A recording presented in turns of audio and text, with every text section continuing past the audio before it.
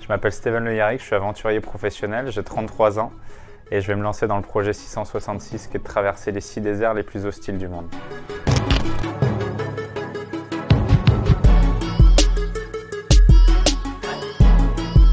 Ce projet, c'est de traverser 6 déserts parmi les plus hostiles du monde pour montrer la difficulté d'un homme à s'adapter aux conditions climatiques de demain. J'avais envie de rendre hommage à la planète et de la montrer sous un angle différent. Mais au-delà de ça, c'est montrer qu'on est dans un monde qui se meurt si on ne fait rien.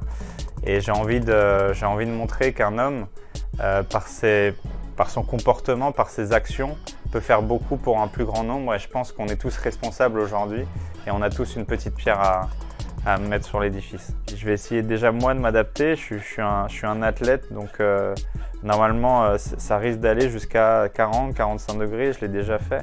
Mais sur une longue période, je l'ai jamais fait, donc voilà, je suis un cobaye entre guillemets aux conditions de demain. Je vais parcourir des déserts froids comme l'Arctique et l'Antarctique, mais aussi des déserts chauds.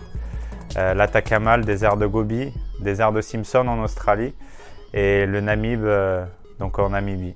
Le gradient de température sur un désert comme l'Antarctique, c'est moins 60 degrés. Et les températures maximales qui peuvent être enregistrées au désert de Gobi, désert on va dire d'Atacama, on peut dépasser les 50 degrés. On est plus près d'ailleurs des 60 degrés que des 50. C'est l'illustration du réchauffement climatique pour moi, un désert. Il n'y a rien de plus hostile qu'un désert.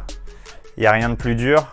Et aujourd'hui, c'est dans les déserts qu'il y a le plus de mouvement. Les déserts sont en train de s'agrandir. On peut voir aussi des phénomènes complètement dingues qui se passent en Antarctique à cause du réchauffement climatique. C'est un continent qui en surface est en train de s'agrandir alors qu'en réalité il rapetit, comme l'Arctique qui est en train de disparaître, des populations qui sont en train de migrer. Je vais être obligé de m'adapter à ces températures, à ces déserts. Ça fait 33 ans que je suis en vie. Je pense que ça fait, on va dire, 30 ans que je prépare ça. Je m'entraîne tous les jours.